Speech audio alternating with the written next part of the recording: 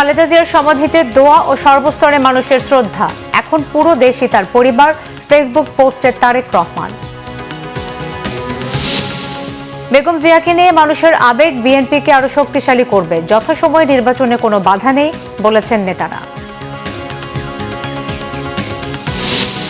বেগম জিয়াকে শ্রদ্ধা জানাতে জয়শঙ্করের আশা ইতিবাচক। দুদেশের সম্পর্ক উন্নয়ন হবে কিনা তা ভবিষ্যতেই বলে দেবে মন্তব্য পররাষ্ট্র উপদেষ্টার। বছরের প্রথম দিনে শিক্ষার্থীদের হাতে তুলে দেওয়া হলো নতুন বই। অভিভাবকদের জন্য ছাপানো হচ্ছে নির্দেশনামূলক গাইডলাইন।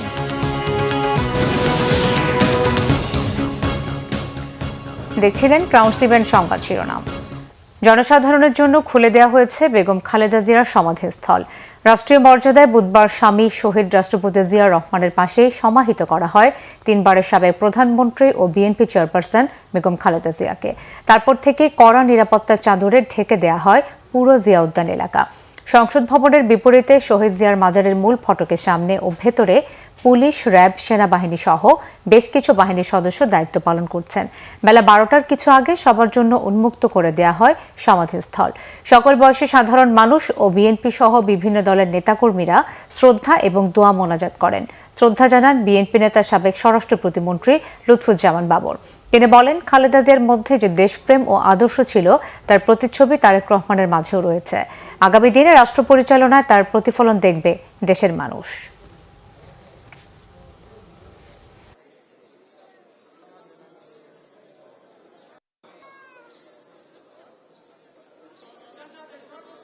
আমি বেগম খালেদা জিয়াকে ভালোবাসি। আল্লাহ যেন ওনাকে জান্নাতবাসী করে। কেরানীগঞ্জ আটের বাজার থেকে এখানে আসছি আসলে দেখার জন্য। আমাদের মনে অনেক দিনের আকাঙ্ক্ষা যে আমাদের বেগম খালেদা জিয়া, মরহুম বেগম খালেদা জিয়াকে দেখবো, তো দেখতে তো পারি না। এই জন্য ওনার মাজারকে আসলে দেখার জন্য আসলাম, জিয়ারত করছি। আলহামদুলিল্লাহ আমাদের সৌভাগ্য হয়েছে, গেট খুলে দিয়েছে। তো এই সুযোগে আমরা চলে আসছি দেশনেত্রী বেগম খালেদা জিয়াকে দেখতে না পারলেও অন্তত পক্ষে ওনার খবর জিয়ারত করতে পেরেছি। একটু মনে একটু শান্তি পাচ্ছি। 2 বছর তো অসুস্থ থাকার পর দেখা হয় না, সাক্ষাৎ হয় না, কিন্তু আজ কালকে মরহুমা খালেদা জিয়া জায়নাজা পড়ছে। এখন যাওয়ার পথে চিন্তা করবো না কবরে যে শহীদ প্রেসিডেন্ট জিয়াউর রহমান বেগম খালেদা কবরটা দোয়া করে যাই। কালকে মাটি দিছে, আজকে কবর জিয়ারত করতে আসছি। ওনাকে খুব ভালোবাসি। বিএনপি চেয়ারপারসন খালেদা জিয়ার মৃত্যুতে দ্বিতীয় দিনের মতো রাষ্ট্রীয় শোক পালন করা হচ্ছে। এদিকে মায়ের অন্তিম যাত্রাকে স্মরণীয় করে রাখায় সরকার ও সংশ্লিষ্ট সকলের প্রতি কৃতজ্ঞতা জানিয়েছেন দলের ভারপ্রাপ্ত চেয়ারম্যান তারেক রহমান। বললেন, নিকটজন হারানোর শূন্যতা পেরিয়ে পুরো দেশই তার পরিবার হয়ে উঠেছে। সকালে নিজের ভেরিফাইড ফেসবুক পোস্টে কৃতজ্ঞতা জানিয়ে তিনি লিখেছেন, গতকাল ছিল তার জীবনের এক গভীর শোকের মুহূর্ত। মাকে শেষ বিদায় জানাতে পেরেছেন তিনি। এটি এমন এক ঐতিহাসিক বিদায় যা দেশের মানুষের জন্য যথাযথ শ্রদ্ধা ও মর্যাদার সঙ্গে সম্পন্ন হয়েছে।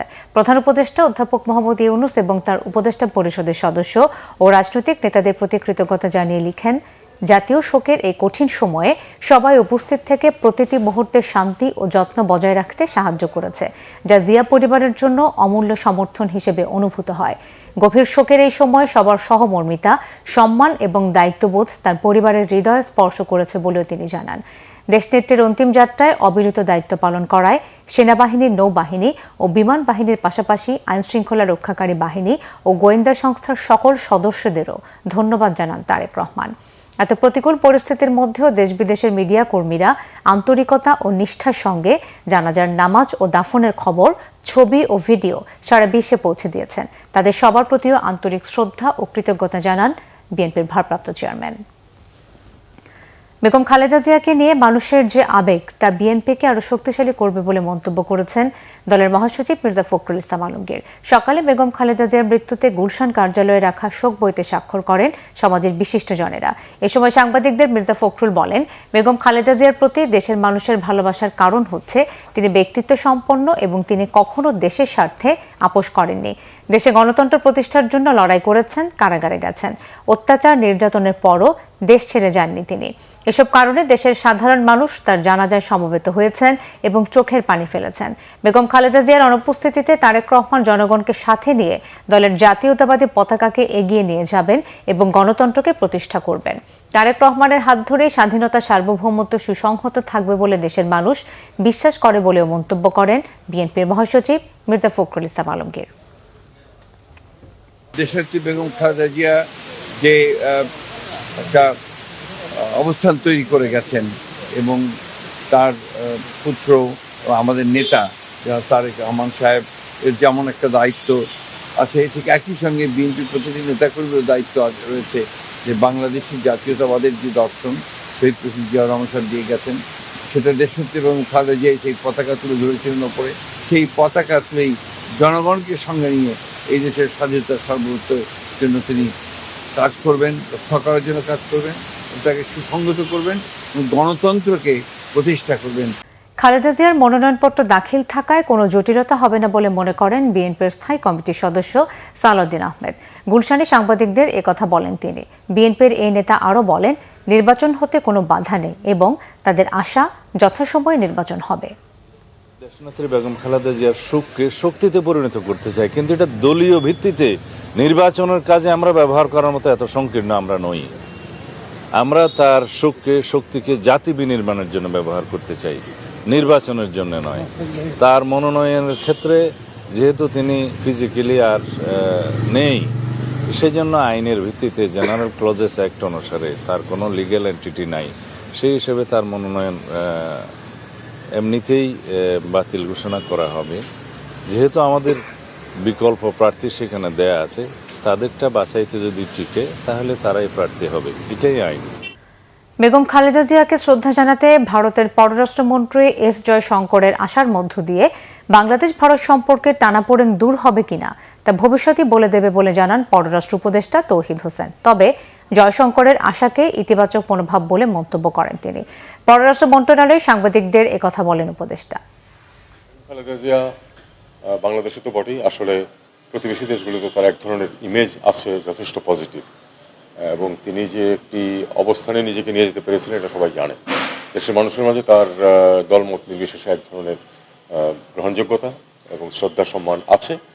এটা অবশ্যই তারাও সবাই রিকগনাইজ করে, সাউথ এশিয়ার অন্তত সবাই সেটাকে রিয়েলাইজ করে। তার মৃত্যুতে এবং তার যে অন্ত্যেষ্টিক্রিয়ায় সবাই প্রতিনিধিত্ব করবেন, অংশগ্রহণ করবেন, এটাই স্বাভাবিক এবং আমরা এটাকে সেভাবেই দেখি।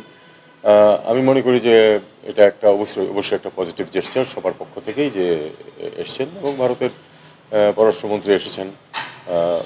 তার সফর সংক্ষিপ্ত ছিল, কিন্তু উনি পুরো অনুষ্ঠানটাতে অংশগ্রহণ করেছেন এবং তারপরে তার ফেরত চলে গেছে। এটা আমি মনে করি যে এটা একটা ভালো জেস্টার। রাষ্ট্রীয় শোকের মধ্যেও থেমে নেই নতুন বই বিতরণ কার্যক্রম। উৎসব না থাকলেও স্বল্প পরিসরে শিক্ষার্থীদের হাতে নতুন বই তুলে দিচ্ছেন শিক্ষকরা। বৃহস্পতিবার সকাল থেকে প্রাথমিক ও মাধ্যমিকের শিক্ষার্থীরা নিজ নিজ শিক্ষা প্রতিষ্ঠানে গিয়ে বই সংগ্রহ করেছেন। নতুন ক্লাস ও নতুন বইয়ের ঘ্রাণে মাতোয়ারা শিক্ষার্থীরা। নতুন বই শিক্ষার্থীদের হাতে তুলে দিতে পেরে সন্তুষ্টির কথা জানান শিক্ষকরাও। সন্তানের নতুন বই হাতে পাওয়ায় উচ্ছ্বসিত অভিভাবকরাও। এদিকে রাজধানীর শেরেবাংলা নগরের আবুল বাশার সরকারি প্রাথমিক বিদ্যালয়ে নতুন বছরের বই বিতরণ করেন প্রাথমিক ও গণশিক্ষা উপদেষ্টা অধ্যাপক ডাক্তার বিধান রঞ্জন রায় পোদ্দার। বলেন, শিশুদের মান উন্নয়নে অভিভাবকদের জন্য গাইডলাইন বই ছাপার কাজ চলমান আছে।